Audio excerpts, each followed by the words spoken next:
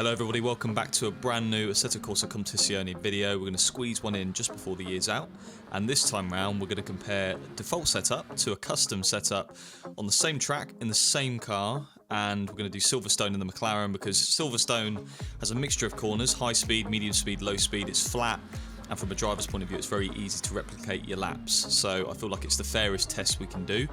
And yeah, we're going to compare default aggressive because everyone tends to go with the default aggressive if they have no other setup to use, and we're going to compare it with our own setup and see what is the time difference and where is that time gained, and we'll look into Motec as well and just have a look at the numerical differences, I suppose, as well.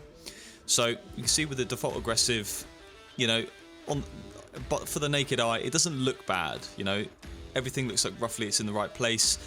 We will get to the obvious changes to make from default aggressive to an optimal setup in a minute, but let's look at a lap around Silverstone. We've already got a delta on the board just to kind of give ourselves a reference, and you know, I'm okay at driving, but I can't just jump in and do a lap. I need to have a little warm up, you know. So turn 1, 4th gear. You can see it understeers a bit mid corner, but we're up on our current delta by a few hundredths going into Maggots Beckett's.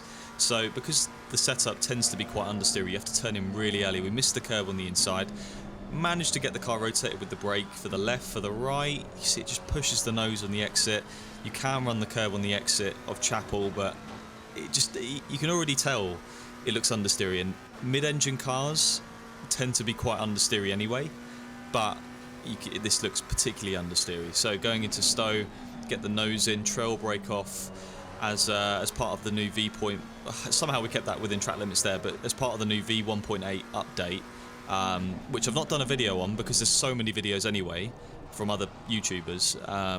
The physics have changed slightly, the tyre model's changed, and in the McLaren specifically, you can't just come off the brake anymore. You have to trail brake, like real life, like how you should, you know, brake or trail brake. So going into turn 1 on the new circuit, Abbey I think it's called, 5th gear. Oh no, we shift down to 4th. With default setup because, as I say, it's understeery, and to get it in we go down to 4th. You will notice on the next lap we don't do that. 2nd gear for Village for the loop, down to 1st gear. The car kind of slides and rotates, so we get a straight exit, which actually it worked out quite nicely on that particular attempt, but to consistently do that is quite difficult. And just take a look at the tyre pressures on the bottom right. You can already tell they're low, and they've been low for the whole lap, so that you can see immediately there's a difference we can make by adjusting the setup to make it better. The car is sort of on rails in the mid-corner phase. Just we're kind of balancing it there between oversteer and understeer. We get a decent exit from the final corner, and we are going to set a 157.592 with default aggressive. So yeah, it's okay. 21 air, 29 track, optimal track. It's okay, it's not bad. There was a bit of time in that, don't get me wrong, it wasn't a perfect lap, a tenth and a half, 2 tenths, but that will be the case with the next lap as well, so it is a fair test. And if we look at the obvious changes to make then, so first thing I mentioned earlier, tyre pressures, you want to get them in the window, 27.5 to 28.0, so we need to increase them by looking at the PSI hot numbers on in the setup. You adjust accordingly. TC3 is a bit excessive, TC1 that will do, and the McLaren ABS used to be quite low, but since the update I'm keeping that on 4.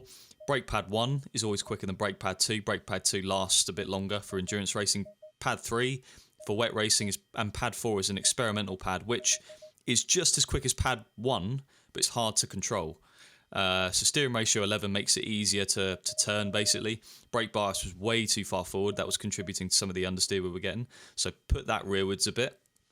Dampers on the face of it, you know, without looking at Motec, you can't really change anything. And then on the aero side, the brake ducts, the front's probably excessively a bit open. Again, since the new update, the physics update, they used to be a lot lower. Now you have to have them a bit higher because the tyre temps are generally quite hotter. But overall, those are the obvious changes you would make.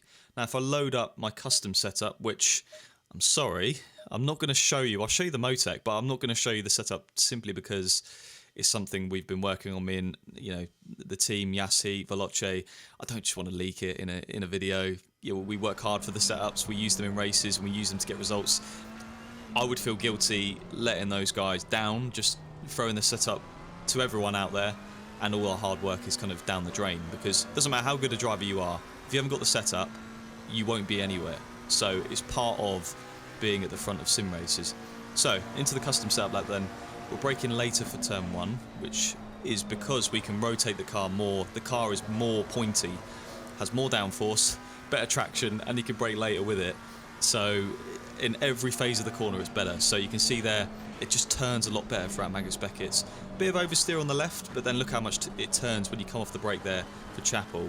You can just run all the curb on the exit like the last lap, but we're 4.5 tenths up going down to Stowe. And I thought with the default setup I nailed Sector 1 pretty much. So it just shows you the difference in grip and in balance as well. So when you come off the brake, you can see there it rotates on the curb a bit, but you can just get on the power so much earlier when the car's pointing in the right direction. Braking then for this next left-hander, it kind of kicks the rear out because we didn't trail brake properly. We came off the brake how we used to, but that's what happens when you do that now. Is the car kicks off on the rear and it rotates and it oversteers, but we managed to control that slide there, so it's actually quite quick. But again, to replicate that, very hard. For the new turn 1, we're 5th instead of 4th because we have that much more rotation. Braking for Village, down to 2nd, come off the brake, trail brake, and then get on the power, down to 1st for the loop. Doesn't rotate, you know, like the last lap because we basically slid through there on the last lap, but it does stay very much in control, get a good exit with decent traction. And we're 8 tenths up going into the final section of the track. The pressures you can see on the bottom right, they're in the window basically now. They weren't before. So down to 2nd for Brooklands, taking some of the curb on the inside. We could have took more. And then the car's sliding before we go into Luffield. Just waiting a little bit, being patient, and then getting on the power. And we're 9 and a bit tenths up going towards the finish line. Pressures are slightly over at the end of the lap, but it doesn't really matter because, you know, you've only got this little straight. And it's a 156.650, so you can just see, I mean look, 4.5 tenths in Sector 1, 4 tenths pretty much in Sector 2, and a 10.5 in Sector 3. Again, wasn't the perfect lap, there would probably be another 10.5, 2 tenths in it, but you just gain absolutely everywhere. And if we look at Motec and look at the data a minute, you see in that top bar, the variance bar, that's basically the lap time delta. So the white curvy line is default setup, and the white line at the bottom, the straight one, is the quick lap with the custom setup. And you can see there's no real trend, apart from the fact it just gains time absolutely everywhere. If you look at the speed graph, the one below it, the blue line is the custom setup lap. And I suppose if you're looking for a theme, we're slower in, faster out with our custom setup compared to the default, mainly because you can rotate the car quickly in the middle of the corner, get on the power, and your exit's going to be better. And you just can't do that with the default setup. It's too understeery, meaning you have a slower exit, and that's where all the time is pretty much gained, is on the exits. So that is quite interesting. Not surprising for, you know, I've seen it all before, but it just shows you how much setups make a difference. We drove just as well on both laps, but there's almost a second difference. And you look at tyre pressures then, with the default setup, the default aggressive, they're not in the window. It should be between 27.5 and 28, and none of the tyres are in that window whatsoever. So you're shedding lap time with the pressures already, and you can see with a custom setup, they're in the window for as much as they can be, you know. Sometimes you can't get them in the window the whole lap, but you can do your best to try and get them in there as much as possible, and that's what we did. Especially since you're running the brake ducts now more open, the pressures are going to fluctuate a bit more than before. But so the pressures are one thing, the tyre temperatures are another thing. They're not too different. We obviously changed the front brake duct for the custom setup, so the front tyres will be a bit hotter, but the reason they're generally a fraction hotter than the default setup is because we're going quicker. You're using more of the tyre. We're giving it or loading it up with more energy in each corner, so it's going to be a bit hotter anyway. But that's kind of explaining the tyre temperatures. There's not a massive difference there, to be honest, but it is worth noting. And then the brakes is another thing. Then the brakes are important. They're not as important, I think, as tyre temperature, but going down on the front brake duct, the front brakes are going to be a bit hotter. You want the front brakes to be around 700, 750 degrees, the rear brakes 350 to just over 400 degrees. And if you can get them in that window, your car will be optimal under braking. But if you can't, because you need to keep the tyres cool, for example, it's not the end of the world. You won't lose that much. But going into the damper histograms for a minute. Now, I'm not going to confuse you too much, but the idea is here, you want the dampers to be reading out a bell-curved histogram. That means the dampers are working efficiently for every corner. So these are the custom ones, and you can see there the fronts are slightly peakier than the rears, which on the McLaren you want anyway, and they look fairly even. You know, they could be slightly better, don't get me wrong, but they look decent. On the default ones, again, they don't look too bad, especially on the front, but on the rears you can see they are lopsided towards the rebound side of the graph a little bit, which you will be shedding a bit of time with that, and the balance will be slightly off. But again, that's a minor difference, to be honest. And for a default setup, those histograms weren't too bad. So final thing we'll look at is the third or fourth bar, down, the brake and the throttle traces. You can see there on the brakes, the red lines on the custom setup lap were coming off the brake earlier, which seems a bit weird, but because we have more grip and more rotation, you can come off the brake earlier and just carry more speed through the corner, which is a massive advantage, and that's kind of contributing to the better exits we're getting out of the corners.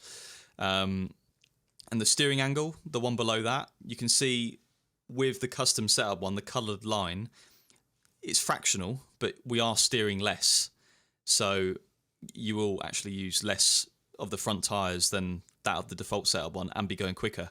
So it's kind of a double-edged sword in that sense. But yeah, thank you for watching another setup video on Assetto Corsa Competizione. It was a very brief one, but we looked into the changes a setup can make in terms of lap time, and I know I didn't give the setup to you guys directly, but you know, if you throw hours at it and apply the general principles of setting up a car to this, that, you know, soften the front, stiffen the rear, keeping the car in the windows, like the tyre pressure window, for example, or the downforce window, using the ride height and the wing, all these things, it just takes time, and you have to build that knowledge in your head. But eventually, you'll get to a point where you go on any game, any car, and you'll understand roughly what you're doing and get it in a decent place to work off to get good results. And that's just how it goes, really. Nothing comes easy, unfortunately. But yeah, do give it a thumbs up if you enjoyed. Subscribe to the channel, as always, and hopefully I'll get another video in before the end of the year. But if I don't, have a lovely Christmas and New Year. But until the next video, I'll see you soon.